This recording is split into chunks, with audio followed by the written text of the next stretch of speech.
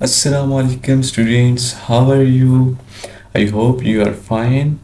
And today's I'm going to discuss class 10th chapter number 1, that is simple harmonic motion and waves. And our today's lecture is lecture number 3, and which is about simple pendulum, a very important question in chapter number 1 class 10th. Okay, so let's start from question number 3. It is comprehensive questions. Okay, so let's start from question number 3, that what is simple pendulum. Okay तो आज की इस video में हम लोग discuss करेंगे simple pendulum. Okay, दूसरा part जो होगा वो diagrammatically show the forces acting on simple pendulum. Okay, हम डायग्रामेटिकली शो करेंगे कि सिंपल पेंडुलम पर कौन सी फोर्सेस एक्ट हो रही हैं. Also show that simple pendulum execute simple harmonic motion. और मेन जो क्वेश्चन का इंपॉर्टेंट पार्ट है वो है पार्ट नंबर 3, जिसमें हम लोगों ने शो करना है कि जो सिंपल पेंडुलम है वो सिंपल हार्मोनिक मोशन एग्जीक्यूट करता है. Okay, so let's start from answer. Okay, first of all हम सिंपल पेंडुलम देख लेते हैं कि सिंपल पेंडुलम है क्या. Okay, a simple pendulum is an idealized model of consisting of a point mass suspended by a weightless extendable string support from a fixed frictionless support. Okay, आपको यहाँ figure में भी नज़र आ रहा होगा, ये फिगर है सिंपल पेंडुलम को. के सिंपल पेंडुलम असल में होता क्या है, इस कॉन्सेप्ट को समझना है. सिंपल पेंडुलम एक आइडियलाइज्ड मॉडल है, ठीक है, जो कि कंसिस्ट होता है एक पॉइंट मेस के ऊपर, जो कि स्ट्रिंग के एक एंड पर फिक्स्ड होता है, ठीक है, यानी कि उसके साथ कनेक्टेड होता है. ओके, और एक और वेटलेस इन एक्सटेंडेबल स्ट्रिंग होती है, ठीक है, जो कि एक फ्रिक्शनलेस फिक्स्ड सपोर्ट के साथ क्या होती है, अटैच्ड होती है. ठीक है, असल में ये है सिंपल पेंडुलम. जस्ट क्या होती है, एक स्ट्रिंग होती है जिसके एक एंड पर हमारे पास जो बोब है, ठीक है, जो मेस होगा सिंपल पेंडुलम का जिसको बोब कहते हैं, वो अटैच्ड होगा. दूसरे एंड को एक स्ट्रॉन्ग सपोर्ट यानी कि फ्रिक्शनलेस सपोर्ट और स्ट्रॉन्ग सपोर्ट के साथ अटैच्ड किया होगा. तो ये है जस्ट सिंपल पेंडुलम की एक्सप्लेनेशन, ठीक है, यानी कि उसकी शॉर्ट डेफिनेशन. ओके, तो इसकी जो लॉन्ग एक्सप्लेनेशन है उसकी तरफ बढ़ती हैं.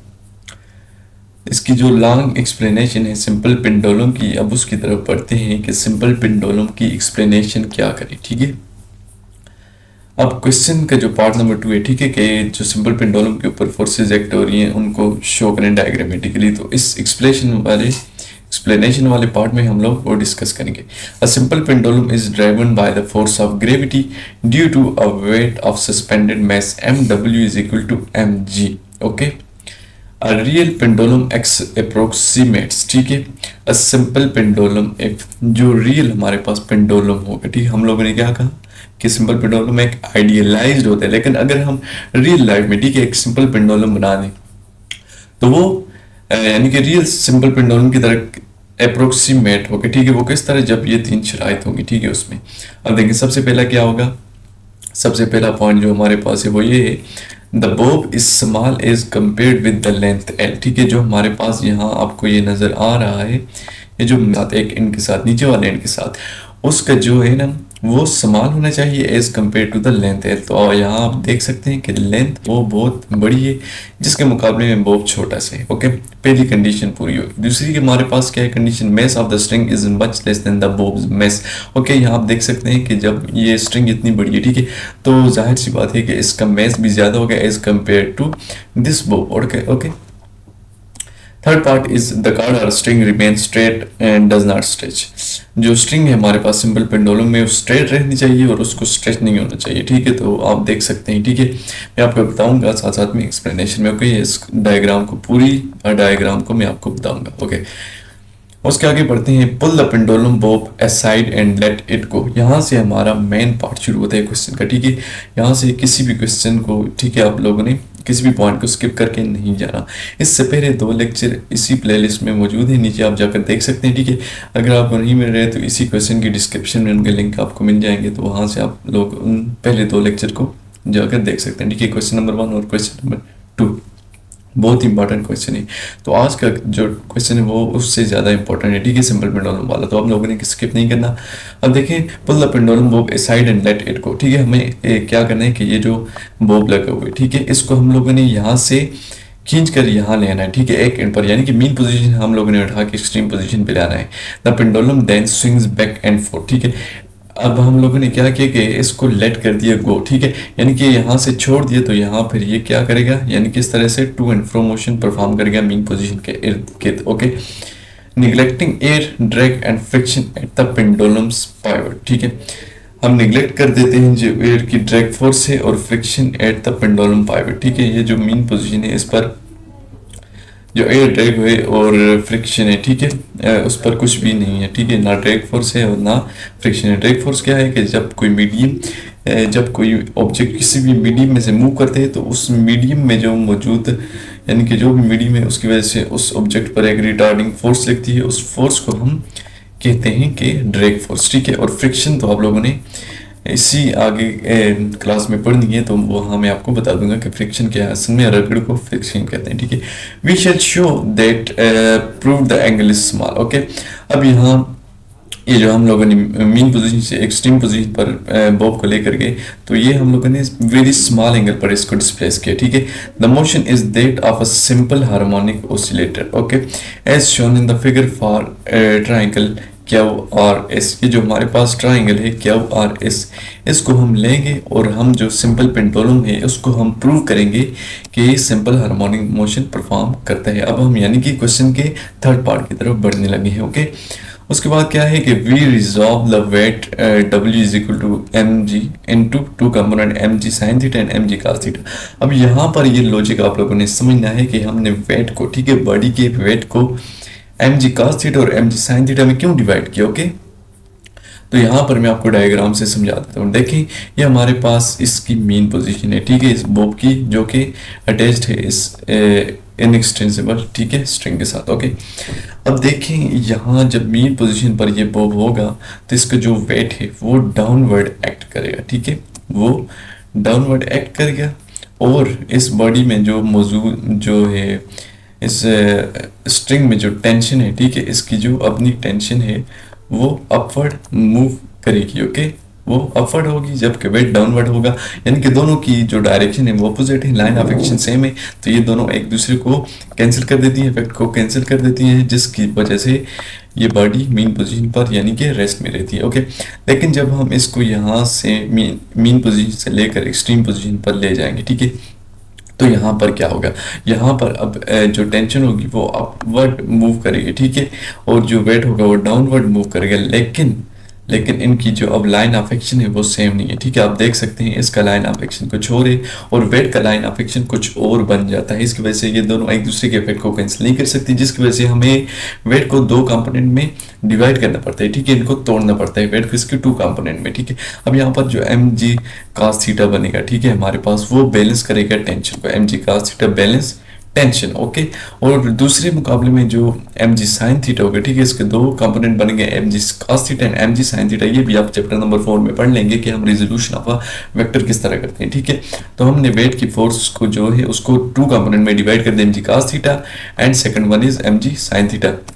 mg cos थीटा टेंशन को बैलेंस करेगा, ठीक है, और mg sin थीटा जो है ना वो रीस्टोरिंग फोर्स के बराबर होगा, ठीक है, क्योंकि रिस्टोरिंग फोर्स इस बॉडी को मीन पोजीशन की तरफ ले आएगी और ये mg sin थीटा इसके तौर पर एक्ट करेगा। ओके, अब यहाँ से आगे हम स्टार्ट करते हैं। The component mg cos theta is balanced by the tension t। Okay, ये बात आपको समझ आ गई कि जो कंपोनेंट mg cos थीटा हो वो क्या करेगा कि वो टेंशन t को बैलेंस करेगा जो कि है स्ट्रिंग में, in the string. The restoring force is only provided by the component mg sin theta. Okay, जो रिस्टोरिंग फोर्स है वो सिर्फ और सिर्फ mg sin थीटा प्रोवाइड करेगा, देयरफॉर हमारे पास जो रिस्टोरिंग फोर्स होगी वो बन जाएगी minus mg sin theta. Minus mg sin theta अब साइन क्यों आया, क्योंकि रिस्टोरिंग फोर्स की डायरेक्शन हमेशा जो है ना वो मीन पोजीशन की तरफ होती है, इस वजह से हम लोगों ने यहाँ पर नेगेटिव साइन लगाया। Okay, also only for small angles the arc length s is nearly the same length as displacement x। हमारे पास मैंने कहा क्या हम ये एंगल वेरी स्मॉल लेंगे, ठीक है, तो इसकी वजह से जो हमारे पास डिस्प्लेसमेंट x है और ये जो लेंथ s है, ठीक है, ये अप्रोक्सीमेटली इक्वल होंगी, ठीक है, सेम होंगी, ठीक है, only provided by the sorry, therefore triangle O P Q becomes. तो इस तरह से हमारे पास जो ट्राइंगल ओ पी क्यू है वो बन जाएगा sine theta is equal to x by L. देखिए मैंने आपको बताया कि जो साइन थीटा है ना, ये जो ट्राइंगल हमारे पास है ओ पी क्यू, ठीक है, इस पर जब हम साइन थीटा अप्लाई करेंगे, ठीक है, तो साइन थीटा हमारे पास है बेसिकली इक्वल होता है sine theta is equal to perpendicular over hypotenuse, ठीक है, sine theta is equal to perpendicular over hypotenuse, इसको आप लोगों ने याद रखना है, ठीक है।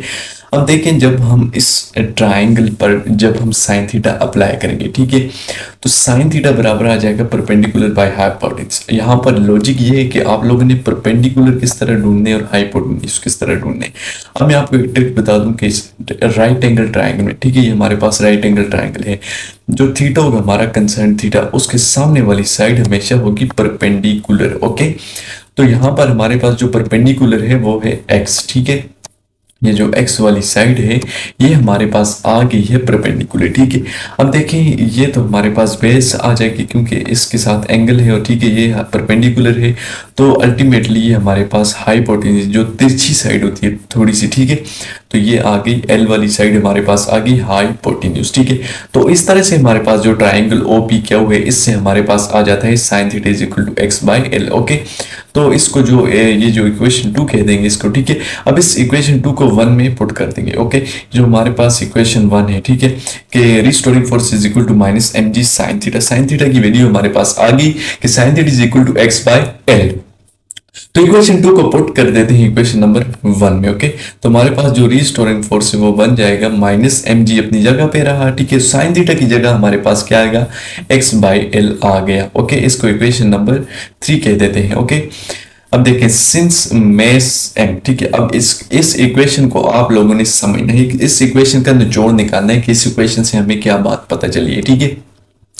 Since mass m, acceleration due to gravity g and length l are constant for simple pendulum oscillating with small angle therefore, okay। अब देखिए इस इक्वेशन में हमारे पास जो m है, ठीक है, m है वो भी कांस्टेंट होता है, ठीक है, मास हर जगह कांस्टेंट होता है, ग्रेविटेशनल एक्सेलरेशन वो तो यूनिवर्सल कांस्टेंट है, ठीक है, अर्थ का जो ग्रेविटेशनल कांस्टेंट है वो तो कांस्टेंट ही है, ठीक है, 9.8 इसकी वैल्यू है, ठीक है।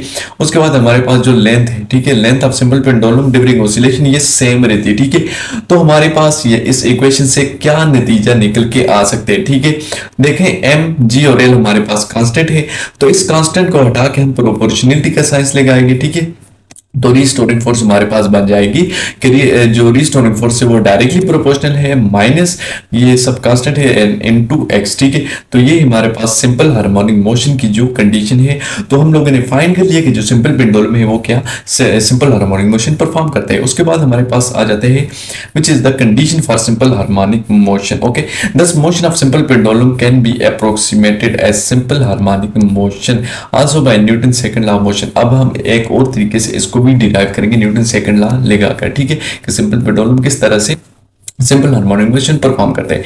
अब देखें जो according to Newton second law के जो फोर्स होती है वो किसके बराबर होती है एम ए के बराबर होती है, ठीक है, F is equal to M A, ये Newton second law of motion. इसकी वीडियो भी मैंने बना रखी है, इसका लिंक भी आपको डिस्क्रिप्शन में मिल जाएगा, वहां जाकर देख लें, ओके। अब उसके बाद हमारे पास देखें जो इक्वेशन 4 है ना और इक्वेशन 3 इसको हम कंपेयर करेंगे। अब कंपेयर किस तरह कर सकते हैं, अब आप इक्वेशन नंबर 3 पर गौर करें तो इक्वेशन नंबर 3 हमारे पास आई है F restoring force is equal to minus m g into x by L, और इक्वेशन 4 पर अगर आप गौर करें तो F restoring force is equal to M a. Equation 4 और 3 में, ठीक है, जो लेफ्ट हैंड साइड है यानी कि दोनों साइड पर रिस्टोरिंग फोर्स है, ठीक है, जब ये रिस्टोरिंग फोर्स इक्वल होगा तो जो राइट साइड से वो भी अल्टीमेटली इक्वल हो जाएंगे। तो 3 और 4 को हम जब कंपेयर करेंगे तो हमारे पास आ जाता है m a is equal to minus m g into x by L, ठीक है। अब यहाँ पर जो सेम टर्म है दोनों साइड पे वो कैंसिल हो जाएगी, एम इधर से कैंसिल हो जाएगा और ये दोनों कैंसिल हो जाएंगे। तो हमारे पास जो फाइनल इक्वेशन आएगी वो हमारे पास आ जाएगी a is equal to minus ji into x by L, इसको इक्वेशन नंबर ए कह देते हैं, ठीक है। अब देखें इस इक्वेशन का भी हम लोगों ने निचोड़ निकालना है कि इस इक्वेशन से हमें क्या चीज मिलती है, ठीक है। Since g and L are constant for oscillating simple pendulum, अब इस इक्वेशन में जो जी है वो यानी कि ग्रेविटेशनल एक्सेलरेशन वो कांस्टेंट रहता है और एल जो सिंपल पेंडुलम की जो लेंथ है वो भी कांस्टेंट रहती है। ये दोनों तो कांस्टेंट है, देयरफॉर इस कांस्टेंट को हम लोग हटाकर प्रोपोर्शनलिटी का साइंस जो साइन है वो लगा सकते हैं। तो हमारे पास जो आ रही इक्वेशन फाइनल वो बन जाएगी, वो आ जाएगा A is directly proportional to minus X which is the condition of simple harmonic motion. तो हम लोगों ने क्या प्रूव किया कि जो सिंपल पेंडुलम है वो सिंपल हार्मोनिक मोशन परफॉर्म करता है। Hence when release the mass will move towards the equilibrium position. जब हम इस मेस को छोड़ेंगे, ठीक है, अब अगर आप डायग्राम पर गौर करें, जब यहाँ से हम इस बोब को छोड़ेंगे, ठीक है, एक्सट्रीम पोजीशन से, तो ये मीन पोजीशन की तरफ आएगा और यहाँ पर रुकेगा नहीं। क्यों? तो ये लॉजिक है यहाँ, ये भी रीजन आप लोगों ने याद रखनी है कि यहाँ पर जो सिंपल पेंडुलम है वो क्यों नहीं रखता। एक तो इसके पास ये कि वेलोसिटी होती है, ठीक है, काइनेटिक एनर्जी होती है, इसकी वजह से नहीं रखता। दूसरी रीजन जो हो सकती है ना, जो मोस्ट ऑथेंटिक साइंटिफिक रीजन, वो ये कि इसके पास इनर्शिया होता है। अब इनर्शिया क्या होता है इसके लिए मैंने वीडियो बना रखी है, ठीक है, उसका लिंक भी आपको डिस्क्रिप्शन में मिल जाएगा, आप वहाँ से जाकर वो वीडियो देख सकते हैं। ओके, तो इनर्शिया किसी भी बॉडी की ऐसी टेंडेंसी होती है जो कि अपनी स्टेट में चेंज को रोकती है, ठीक है, यानी कि अगर बॉडी किसी मोशन में है तो वो मोशन में जो चेंज आ रही है उसको अपोज करेगी, ठीक है, यानी कि उसको रोकेगी। तो इस वजह से ये जो बॉब होगा वो जब मोशन में होगा तो वो सिंपल जो मीन पोजीशन है उस पर रुकेगा नहीं, बल्कि डायरेक्टली एक्सट्रीम पोजीशन पर इस तरफ चला जाएगा। तो इसने क्या किया कि अपनी मोशन को बरकरार रखे, यानी कि उसमें चेंज आने नहीं दी, ठीक है। तो जो आखिरी लाइन है उसमें भी यही है, hence when release the mass will move toward the equilibrium position will cross it due to inertia, ठीक है, ये साइंटिफिक रीजन है, इसको आप लोगों ने याद रखते हैं। And will execute simple harmonic motion, तो इस तरह back and fourth motion perform करेगी मेन पोजीशन। तो इस तरह सिंपल हार्मोनिक मोशन परफॉर्म करता है सिंपल पेंडुलम। उसके बाद हमारे पास जो इसी क्वेश्चन का मेन इंपॉर्टेंट पार्ट है time period of simple pendulum. The acceleration and displacement of simple pendulum are related by its time period by the following equation. तो टाइम पीरियड सिंपल पेंडुलम के लिए निकालना है, ठीक है। इससे पहले की वीडियो में हम लोगों ने मेस स्प्रिंग सिस्टम के लिए भी टाइम पीरियड और फ्रीक्वेंसी निकाली थी जो कि जरूरी है, ठीक है। तो हम जो सिंपल पेंडुलम है उसके लिए भी निकालेंगे टाइम पीरियड, ठीक है। अब टाइम पीरियड क्या है कि जो वन वाइब्रेशन कंप्लीट करता है सिंपल पेंडुलम उसके लिए कितना टाइम लगता है, ठीक है, तो वो है असल में टाइम पीरियड, ठीक है, उस पेंडुलम के लिए the time required for one vibration इसका time period of the simple pendulum. अब द एक्सेलरेशन डिस्प्लेसमेंट, जो एक्सेलरेशन है और डिस्प्लेसमेंट है सिंपल पेंडुलम के लिए, वो टाइम पीरियड के साथ किस तरह रिलेटेड है, तो वो इस इक्वेशन के जरिए रिलेटेड है। इस इक्वेशन को आप लोगों ने याद रखना है, A is equal to 4π² divided by t² into x, ठीक है। यहाँ पर देखें डिस्प्लेसमेंट भी है, ठीक है, उसके साथ टाइम भी है और एक्सेलरेशन भी है, तो तीनों चीज़ें रिलेट हो गई, ठीक है। ये इसको इक्वेशन नंबर 5 कह देते हैं। From equation number A B है, इक्वेशन नंबर ए से हम जानते हैं कि हमारे पास जो है, ठीक है, ये इक्वेशन नंबर ए है, वो बराबर है A is equal to minus ji into x by L. अब देखें from equation number A B है, ठीक है। तो इक्वेशन नंबर ए हमारे पास जो है हम लोगों ने देखी कि ए किसके बराबर है, minus g by L into x, इसके इक्वेशन नंबर अब 6 कॉल कर देते हैं, ठीक है। अब देखें जो इक्वेशन नंबर 5 है और इक्वेशन नंबर 6 इसकी जो लेफ्ट हैंड साइड है, ठीक है, उन दोनों साइड पे एक्सेलरेशन है, यानी कि एक्सेलरेशन बराबर है, यानी कि left hand side of equation number 5 and equation number 6 वो बराबर है। तो अल्टीमेटली जो इक्वेशन नंबर 5 और 6 की जो राइट हैंड साइड है वो भी हम जब कंपेयर करेंगे तो वो भी इक्वल हो जाएंगी। तो इसकी जो इक्वेशन नंबर 6 की राइट हैंड साइड है वो है minus g by L into x is equal to, और जो इक्वेशन नंबर 5 की राइट हैंड साइड है वो है -4π² divided by t² into x, ठीक है। हमारे पास यहाँ तक जो होगी मैथमेटिकल कैलकुलेशन, ठीक है। उसके बाद हमारे पास आ जाएगा, ठीक है, नेगेटिव साइन के साथ कैंसिल हो जाएगा, ओके, जो सेम चीज़ें हैं वो कट जाएंगी और एक्स के साथ कैंसिल हो जाएगा। हमारे पास इस साइड पर क्या बच जाएगा, G by L is equal to 4π² divided by t², ठीक है। अब देखें हमारे पास टाइम का फैक्टर आ गया इस इक्वेशन में, ठीक है। तो हमें टाइम पीरियड निकाली सिंपल पेंडुलम के लिए चाहिए, ठीक है। तो रीअरेंज कर देते हैं, तो t² उस तरफ चला जाएगा, ठीक है, मल्टीप्लाई हो जाएगा और ये चीज़ें जी इधर आके डिवाइड हो जाएगा और एल ऊपर जाके सिंपल मल्टीप्लाई हो जाएगा। तो हमारे पास t² is equal to 4π² into L by G हमारे पास आ जाएगा। अब हमें t² नहीं चाहिए बल्कि सिंपल t चाहिए, यानी कि time period of simple pendulum चाहिए। तो हम क्या करेंगे कि स्क्वायर रूट लेंगे दोनों साइड के ऊपर, ठीक है। हम एक साइड के ऊपर स्क्वायर रूट नहीं ले सकते, दोनों साइड के ऊपर हमें स्क्वायर रूट लेना पड़ेगा। तो t का जो स्क्वायर रूट होगा, ठीक है, वो बराबर होगा 4π² के ऊपर भी स्क्वायर रूट लगा देंगे इंटू एल बाई जी के ऊपर भी स्क्वायर रूट आ जाएगा, ओके। हिंस अब देखें यहाँ से जो स्क्वायर रूट और जो स्क्वायर होगा, ठीक है, आपस में कैंसिल हो जाएंगे। तो हमारे पास जो टाइम पीरियड है t is equal to 2π√L by G, तो ये हमारे पास आ जाएगा time period of the simple pendulum, okay. The above equation shows that, अब ये जो इक्वेशन हमारे पास इक्वेशन नंबर बी आ गई है, ये क्या शो करती है, ठीक है। The above equation shows that the time period T of simple pendulum, जो हमारे पास टाइम पीरियड टी आ गया है सिंपल पेंडुलम का, depends directly on the length of the pendulum. Okay, देखें यहाँ इक्वेशन में देखें कि जो टाइम पीरियड है वो डायरेक्टली डिपेंड कर रहा है किस पर, लेंथ ऑफ द पेंडुलम के ऊपर डायरेक्टली डिपेंड कर रहा है, and inversely on gravitational acceleration. अब यहाँ पर ग्रेविटेशनल एक्सेलरेशन इसके रूट में नीचे है, ठीक है। तो इसके जो टाइम पीरियड है सिंपल पेंडुलम का वो इनवर्सली यानी कि रिलेट कर रहा है इसके साथ। The period of simple pendulum does not depend on the mess of the pendulum, ठीक है। जो पेंडुलम का बोब है उसके मेस के ऊपर जो time period of the simple pendulum होगा वो डज नॉट डिपेंड करेगा, ठीक है, बिल्कुल भी डिपेंड नहीं करेगा। The period of simple pendulum does not depend on it's amplitude, ठीक है, उसके एम्पलीट्यूड के ऊपर भी डिपेंड नहीं करेगा। तो ये मोस्ट इंपॉर्टेंट एमसीक्यूज है, ठीक है। यहाँ से आपके लिए बन सकते हैं कि जो टाइम पीरियड है वो किस चीज पर डिपेंड करता है, ठीक है। तो only on the length of simple pendulum, और जो ग्रेविटेशनल एक्सेलरेशन है ना ही वो mess of the simple pendulum पर डिपेंड करता है, ठीक है, उसके बोब के ऊपर, और ना ही उसकी एम्पलीट्यूड के ऊपर डिपेंड करता है। उसके बाद हमारे पास आ जाता है फ्रीक्वेंसी ऑफ पेंडुलम। जिस तरह हम लोगों ने मेस स्प्रिंग सिस्टम के लिए निकाली थी, सेम उसी तरीके से हम टाइम पीरियड और फ्रीक्वेंसी सिंपल पेंडुलम के लिए भी निकालते हैं। ओके, तो हमारे पास फ्रीक्वेंसी आ जाएगी, ठीक है। अब देखें फ्रीक्वेंसी है क्या। अब since the frequency is the reciprocal of the time period, मैंने आपको पिछली लेक्चर वीडियो में बताया था कि जो हमारे पास फ्रीक्वेंसी है वो रेसिप्रोकल होता है टाइम पीरियड का। देयरफॉर जो फ्रीक्वेंसी होगी सिंपल पेंडुलम की वो कुछ इस तरह से आ जाएगी कि एफ इज इक्वल टू, ठीक है। अब देखिए इस तरह से आ जाएगी कि एफ इज इनवर्सली प्रोपोर्शनल, या जो रेसिप्रोकल है जो फ्रीक्वेंसी हमारे पास सिंपल पेंडुलम की इनवर्सली प्रोपोर्शनल है time period of the simple pendulum के। अब हमारे पास टाइम पीरियड तो निकल चुका है, टाइम पीरियड क्या है, T is equal to 2 pi under root L by G. तो सिंपल इसमें पुट कर देंगे तो हमारे पास जो फाइनल इक्वेशन आ जाएगी फ्रीक्वेंसी की वो आ जाएगी F is equal to 1/2 pi under root g by L. तो ये था हमारा आज का लेक्चर जिसमें हम लोगों ने एक मोस्ट इंपॉर्टेंट क्वेश्चन को डिस्कस किया, ठीक है। और वो क्वेश्चन था कि सिंपल पेंडुलम है क्या। हम लोगों ने सबसे पहले सिंपल पेंडुलम देखा, ठीक है। उसके बाद उसकी डायग्रामेटिकली उसके ऊपर क्या फोर्सेस एक्ट हो रही है, ठीक है, वो भी देखा। उसके साथ में बहुत सारी एक्सप्लेनेशन भी की, ठीक है। उसको सिंपल पेंडुलम की मोशन को प्रूव किया कि सिंपल हार्मोनिक मोशन है, ठीक है। उसके बाद हम लोगों ने time period of the simple pendulum निकाला, ठीक है। उसके बाद आखिर में हम लोगों ने फ्रीक्वेंसी फॉर सिंपल पेंडुलम निकाली, और यहाँ पर हमारा क्वेश्चन आकर एंड हो जाता है, ठीक है। और आज का लेक्चर भी यहाँ पर एंड हो जाता है, ठीक है।